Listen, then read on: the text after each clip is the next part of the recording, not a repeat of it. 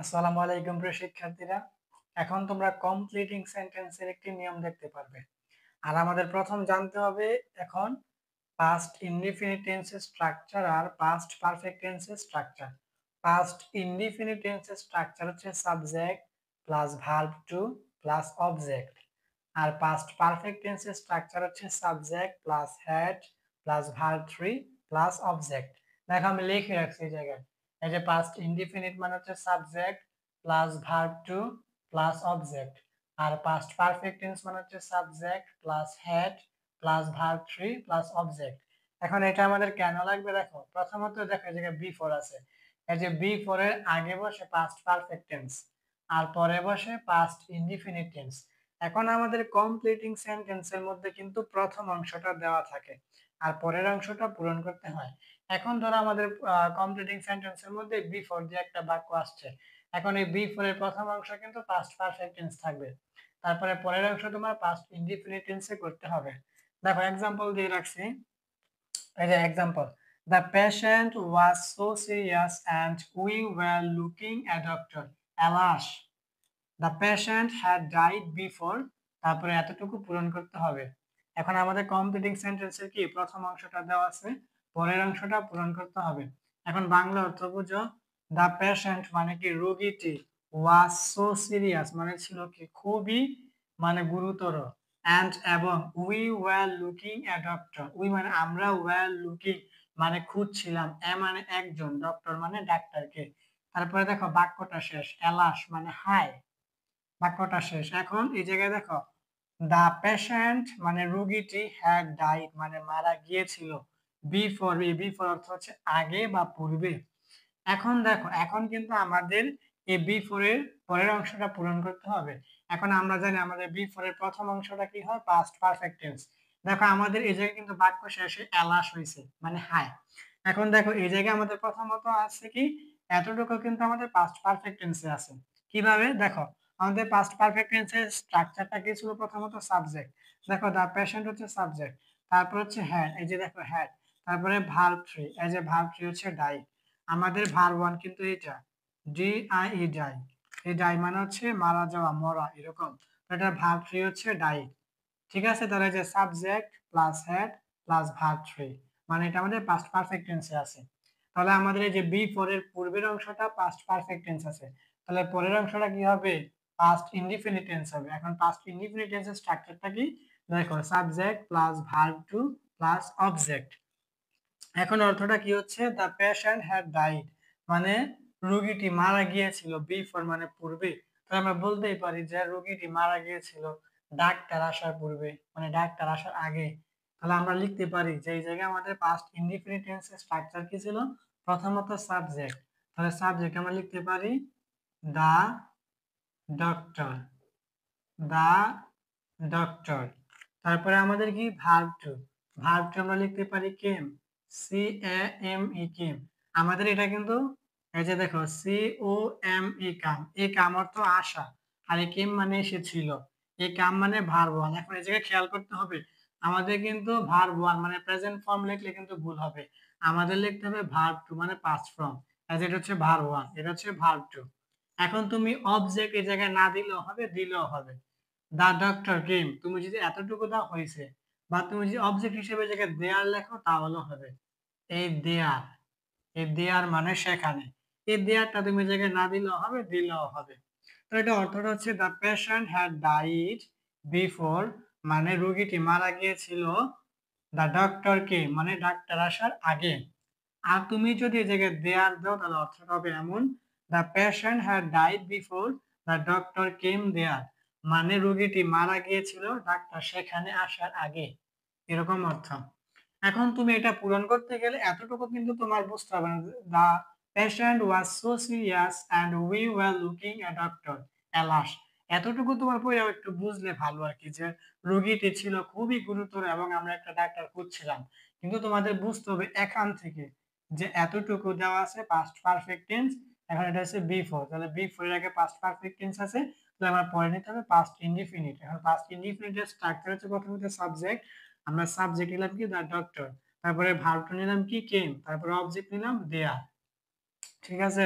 তারপরে একটা দেখো, পরে হচ্ছে দেখো আফটার যে একটা নিয়ম, এটা হচ্ছে আমাদের ২ নাম্বার আফটার। এখন আফটার এর আগে হয় পাস্ট ইনডিফিনিট টেন্স আর পরে হয় পাস্ট পারফেক্ট টেন্স। এই আফটারটা হচ্ছে বিফোর এর বিপরীত। আমাদের বিফোর এর আগে হয়েছিল কি পাস্ট পারফেক্ট টেন্স, আর আমাদের এই আফটার এর এই পরে হয় পাস্ট পারফেক্ট টেন্স, বুঝছো? বিফোর এর ক্ষেত্রে এই পাস্ট পারফেক্ট টেন্সটা হয়েছিল আমাদের আগে, আর আফটার এর ক্ষেত্রে পাস্ট পারফেক্ট টেন্সটা হয় পরে, আর পাস্ট ইনডিফিনিট টেন্সটা হয়েছিল আমাদের বিফোর এ পরে, আর আফটারে এটা হচ্ছে আগে। ঠিক আছে। তাহলে দেখো এক্সাম্পল হচ্ছে দ্য ডক্টর কেম আফটার, এতটুকু দেওয়া আছে, এখন তোমার এতটুকু পূরণ করতে হবে। এখন দেখো, এখন আফটার, তাহলে এই যে দেখো আফটার এর আগে কি হয় পাস্ট ইনডিফিনিট টেন্স। এই যে দেখো দ্য ডক্টর হচ্ছে আমাদের সাবজেক্ট, এই যে পাস্ট ইনডিফিনিট টেন্স সাবজেক্ট, তারপরে ভার্ব টু হচ্ছে কেম। এখন এই জায়গায় অবজেক্ট হিসেবে এই জায়গায় দেয়া লেখা যেতেও পারতো বা না লেখলেও সমস্যা নেই। এখন এই জায়গায় আছে আফটার, তাহলে আমরা অবজেক্ট দেখি না, আমরা প্রথমত আমরা ভার্ব দেখেই বুঝি। এই ভার্ব টু এটা দেখে আমরা বুঝছি সাবজেক্ট প্লাস ভার্ব টু, মানে এটা past perfect tense. Subject plus verb two মানে এটা হচ্ছে আমাদের পাস্ট ইনডিফিনিট টেন্স। তাহলে এখন আমরা এই যে বুঝলাম আমাদের আফটার এর আগে পাস্ট ইনডিফিনিট টেন্স দেওয়া আছে, তাই আমাদের এখন এতটুকু পূরণ করতে হবে।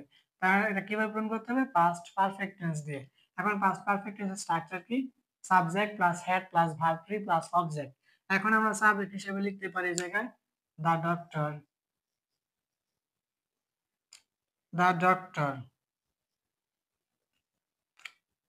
The patient. এই জায়গায় তো ডক্টর কেম মানে ডাক্তার এসেছিল, আফটার মানে পরে, তাহলে ডাক্তার এসেছিল রোগী মারা যাওয়ার পরে, এইটা অর্থ হয় যে দ্য ডক্টর কেম আফটার মানে ডাক্তার এসেছিল রোগী মারা যাওয়ার পরে। আমাদের বাংলা অর্থটা এইভাবে হবে যে ডাক্তার এসেছিল কি রোগী মারা যাওয়ার পরে। এখন আমাদের এই জায়গায় যেহেতু এতটুকু অংশ দেওয়াই আছে দ্য ডক্টর কেম মানে ডাক্তার এসেছিল আফটার মানে পরে। এখন আফটারের আগের অংশটা আছে আমাদের কি পাস্ট ইনডিফিনিট টেন্স, তাহলে আমাদের পূরণ করতে হবে পাস্ট পারফেক্ট টেন্সে। এখন যদি আমরা বাংলা অর্থটা বুঝি, তাহলে এখন এই জায়গায় আমাদের কি হয় ডাক্তার এসেছিল পরে, কি পরে মানে রোগী মারা যাওয়ার পরে। এখন আমরা যে রোগী মারা যাওয়ার পরে এই কথাটা উল্লেখ করব, এখন এটা উল্লেখ করবো আমাদের পাস্ট পারফেক্ট টেন্সের কি প্রথমত সাবজেক্ট, সাবজেক্ট মানে হচ্ছে the patient, the the patient. তারপরে কি হ্যাড, এই জায়গায় হ্যাড সরাসরি আসবে, এই যে হ্যাড। তারপরে ভার্ব থ্রি, এই যে ভার্ব থ্রি হচ্ছে ডাইড। এতটুকু লিখলেই হয়ে যাবে। ঠিক আছে। তাহলে দ্য ডক্টর কেম মানে ডাক্তার এসেছিল, আফটার পরে দ্য পেশেন্ট হ্যাড ডাইড রোগী মারা যাওয়ার পরে। The doctor came after the patient had died মানে ডাক্তার এসেছিল রোগী মারা যাওয়ার পরে, বা রোগী মারা যাওয়ার পরে ডাক্তার এসেছিল, এটাই। এখন আমাদের এটা আমরা প্রথমত এতটুকু দেখলাম যে আমাদের আফটারের আগে পাস্ট ইনডিফিনিট টেন্স ছিল, এখন আমরা পাস্ট পারফেক্ট টেন্সে পূরণ করে দিছি। এখন এই জায়গায় এটা মনে রাখতে হবে আমাদের বি ফোর এর আগে পাস্ট পারফেক্ট টেন্স হয় আর পরে পাস্ট ইনডিফিনিট টেন্স হয়, আর আফটারের ক্ষেত্রে আমাদের আগে হয় পাস্ট ইনডিফিনিট আর পরে হয় পাস্ট পারফেক্ট টেন্স। এখন এই জায়গায় তো আমি তোমাদেরকে দুইটা এক্সাম্পল দেখাইছি, তোমরা এই জায়গায় আরো এক্সাম্পল নিতে পারো। এখন তোমরা কমপ্লিটিং সেন্টেন্সের একটি নিয়ম দেখতে পারবে, আর নিয়মটা হচ্ছে লেস্টের, LEST লিস্ট। এই লিস্ট অর্থ হচ্ছে নতুবা বা তা না হলে বা পাশে বয় হয় যে। এই লিস্টের আমাদের কমপ্লিট সেন্টেন্সের মধ্যে নিয়মটা হচ্ছে আমরা প্রত্যেকটা কাজই সম্পন্ন করি কোনো না কোনো ভয়ের কারণে। যেমন আমরা ভালো করে পড়াশোনা করি যেন আমরা পরীক্ষায় ফেল না করি, বা অনেকে ভালো করে পড়াশোনা করে যেন সে জিপিএ 5 মিস না করে। ধর একটা উদাহরণ দিয়ে বোঝাই, ধরো আমি কোনো একটা নির্দিষ্ট জায়গা থেকে আগামী কালকে সকালবেলা ট্রেন ধরে অন্য কোনো একটি নির্দিষ্ট জায়গায় যাব। এখন এই জন্য কিন্তু সকালবেলা একটা নির্দিষ্ট সময় ট্রেন ওই জায়গা থেকে ছাড়বে। আমার কিন্তু সকালবেলা ঘুম থেকে উঠে নির্দিষ্ট সময়ে ওই জায়গায় ট্রেন ধরতে হবে, তারপরে ট্রেনে আমি অন্য একটি নির্দিষ্ট জায়গায় যাব। এখন আমি সকালবেলা তাড়াতাড়ি করে ঘুম থেকে উঠে আমাকে ট্রেন ধরতে হবে কেন? যদি আমি দেরি করে যাই তাহলে কিন্তু আমি ট্রেনটা মিস করব, তাহলে আমার ওই জায়গায় আর যাওয়া হবে না। এখন আমি যেন ট্রেনটা মিস না করি এই ভয়ে আমাকে কি তাড়াতাড়ি ওই জায়গায় যেতে হবে। এরকম হচ্ছে আমাদের ব্যাপারটা, এই নিয়মটা এই কমপ্লিটিং সেন্টেন্সের মধ্যে এই নিয়মটা হচ্ছে এরকম, দেখো আমি লিখে রাখছি।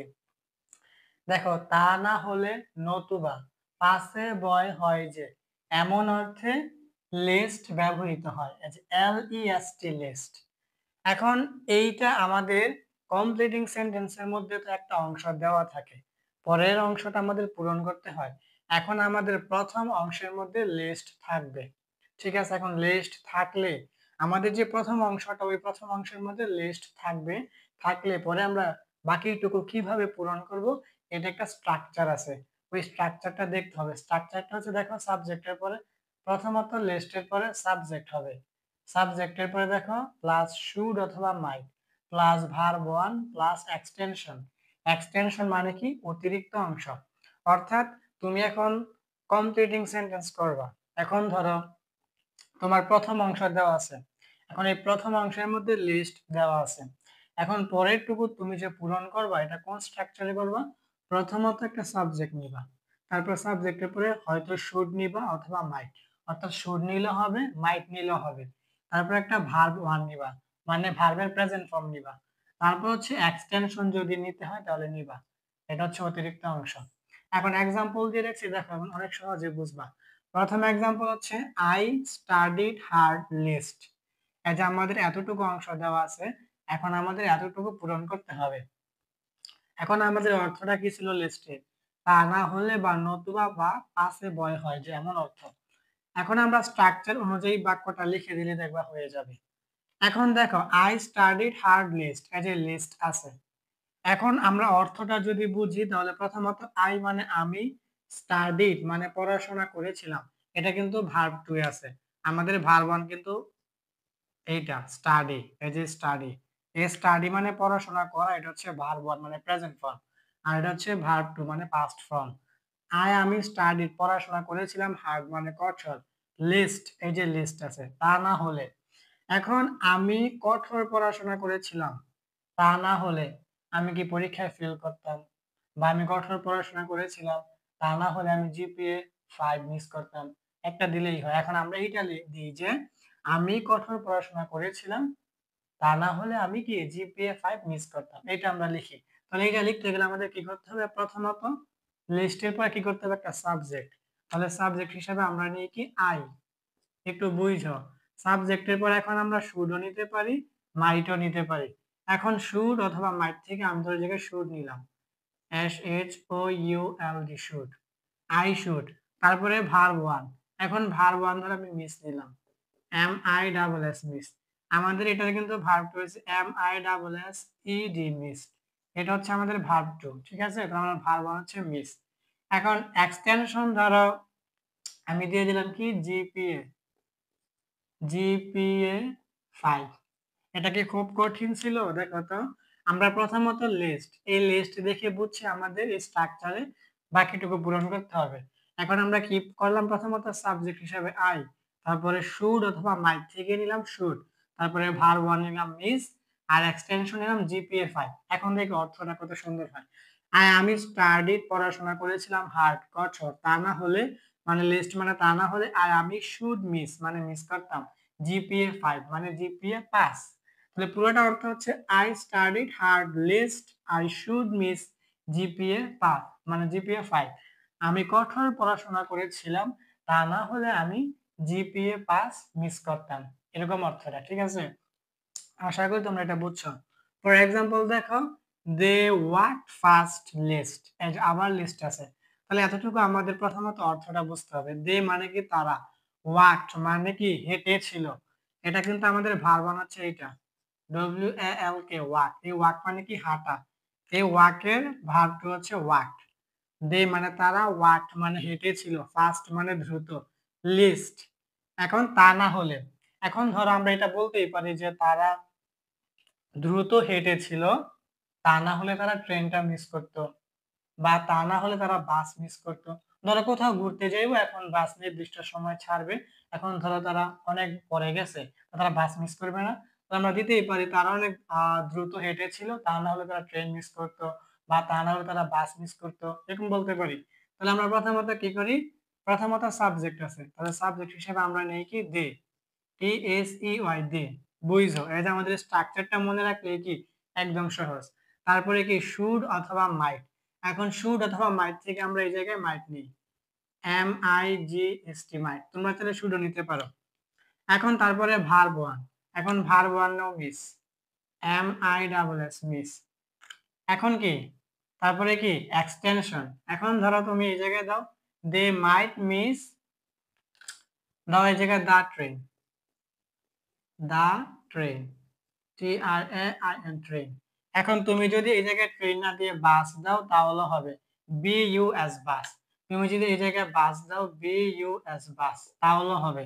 ঠিক আছে, তাহলে প্রথমত আমরা সাবজেক্ট হিসেবে নিচ্ছি কি দে, তারপরে শুড অথবা মাইট থেকে কি মাইট, তোমরা চাইলে শুডও নিতে পারো। তারপরে ভার্ব হচ্ছে মিস, আর এক্সটেনশন মানে অতিরিক্ত অংশ হিসেবে আমরা নিয়েছি কি দা ট্রেন বা দা বাস, মানে ট্রেনটি বা বাসটি। এখন অর্থটা কি হয় দেখো, দে ওয়াক ফাস্ট, তারা দ্রুত হেঁটেছিল, লেস্ট তা না হলে বা নতুবা, দে মাইট মিস দা ট্রেন, তারা ট্রেনটা মিস করে ফেলতো, বা দে মাইট মিস দা বাস, তারা বাসটা মিস করে ফেলতো। বুঝছো, তাহলে they walk fast lest they might miss the train বা দা বাস, তারা দ্রুত হেঁটেছিল তা না হলে তারা ট্রেনটা মিস করতো, বা তারা দ্রুত হেঁটেছিল তা না হলে তারা বাসটা মিস করতো। দেখছো, স্ট্রাকচার অনুযায়ী বাক্য লিখলে কত সহজ। দেখো সর্বশেষটা দেখো, রিড অ্যাটেন্টিভলি লিস্ট। এখন আবার লিস্ট আছে, তাহলে আমরা বুঝছি আমাদের এই স্ট্রাকচারটা গঠন করতে হবে সাবজেক্ট প্লাস শুড অথবা মাইট plus verb one plus extension. এখন আমরা যদি অর্থটা বুঝি তাহলে পূরণ করতে একটু সুবিধা হবে। এখন রিড মানে কি পড়া, মানে রিড পড়ো, অ্যাটেন্টিভলি মানে মনোযোগ সহকারে, লিস্ট তা না হলে বা নতুবা। এখন আমরা যদি কাউকে বলি যে তুমি ভালো করে পড়ো, তা না হলে কি তুমি পরীক্ষা ফেল করবে, বা তা না হলে তুমি কি জিপিএ পাস পাবে না। এখন যেহেতু আমরা জিপিএ পাস নিয়ে একটা উদাহরণ প্রথমেই দিয়েছি, এজন্য আমরা এই জায়গায় জিপিএ পাসটা না নিয়ে এই জায়গায় আমরা ফেলের কথাটা উল্লেখ করি, যে মনোযোগ সহকারে পড়ো, তাহা না হলে তুমি কি পরীক্ষায় ফেল করবে। এরকম একটা অর্থ হতেই পারে যে আমরা এখন মনোযোগ সহকারে পড়তেছি এই ভয়ে যেন আমরা পরীক্ষায় ফেল না করি। তাহলে প্রথমত এই জায়গায় আমরা সাবজেক্ট হিসেবে কি নেই ইউ, YOU, ইউ। তারপরে শুড অথবা মাইট থেকে আমরা এই জায়গায় কি নেই, ধরো শুড নিলাম, SHOULD শুড। আর আমি আগেই বলে রাখি রিড অ্যাটেন্টিভলি, এতটুকু কিন্তু আমাদের ইম্পারেটিভ সেন্টেন্স আছে, মানে আমরা বলছি যে তুমি মনোযোগ সহকারে পড়ো, এটা ধরো আমরা উপদেশ দিচ্ছি একজনকে, এটা কিন্তু ইম্পারেটিভ সেন্টেন্স আছে। বুঝছো, বাক্যের প্রথমে ভার্ব বসে কি সেই ইম্পারেটিভ সেন্টেন্সে, যে বাক্য দ্বারা আদেশ বোঝায়, অনুরোধ বোঝায়, উপদেশ বোঝায়, তাকে কি বলে ইম্পারেটিভ সেন্টেন্স। বুঝছো, এই যে এটা প্রথমে ভার্ব আছে। তাহলে সাবজেক্ট হিসেবে আমি কি নিলাম এই জায়গায় ইউ, তারপরে শুড অথবা মাইট থেকে নিলাম শুড। এখন ভার্ব ওয়ান, এখন ইউ শুড, ভার্ব ওয়ান ধরে নিলাম কি ফেল, FAIL ফেল। তারপরে এক্সটেনশন নিলাম কি ইন দা এক্সাম। এটা কি খুব কঠিন ছিল? দেখো তো, প্রথমত রিড অ্যাটেন্টিভলি, পড়ো মনোযোগ সহকারে, লিস্ট তা না হলে তুমি পরীক্ষায় ফেল করবে, এটা বলতেই পারি। মানে এটা কিভাবে লিখতে পারি আমরা, সাবজেক্ট হিসেবে প্রথমত ইউ, তারপরে শুড অথবা মাইট থেকে আমি শুড লিখছি, তুমি চাইলে মাইটও লিখতে পারো। তারপরে ভার্ব ওয়ান হচ্ছে ফেল, এটা কিন্তু ভার্ব টু হচ্ছে ফেল, FAILED ফেল, ইডি যোগ করলে ভার্ব টু হবে। এখন এটা হচ্ছে ভার্ব ওয়ান ফেল। তারপরে এক্সটেনশন হচ্ছে মানে অতিরিক্ত অংশ হচ্ছে ইন দা এক্সাম। ঠিক আছে, এখন তুমি যদি ইন দা এক্সাম না দাও তাহলে হবে ইউ শুড ফেল, তুমি ফেল করবে, এতটুকু দিলে হবে। কিন্তু তুমি যদি এক্সটেনশনটা দাও তাহলে আরো সুন্দর হবে, যে ইন দা এক্সাম পরীক্ষা, কারণ আমরা ফেল করি কোথায়, পরীক্ষার মধ্যে, এই জন্য এটা উল্লেখ করলে ভালো। তাহলে আমরা সাবজেক্ট হিসেবে নিলাম কি ইউ, শুড অথবা মাইট থেকে নিলাম শুড, আর ওয়ান নিলাম ফেল, আর এক্সটেনশন নিলাম কি ইন দা এক্সাম। তাহলে রিড অ্যাটেন্টিভলি, পড়ো মনোযোগ সহকারে, লিস্ট তা না হলে, ইউ শুড ফেল, তুমি ফেল করবে, ইন দা এক্সাম পরীক্ষার মধ্যে। ঠিক আছে, তাহলে read attentively lest you should fail in the exam, পড়ো মনোযোগ সহকারে তা না হলে তুমি কি করবে, পরীক্ষায় ফেল করবে।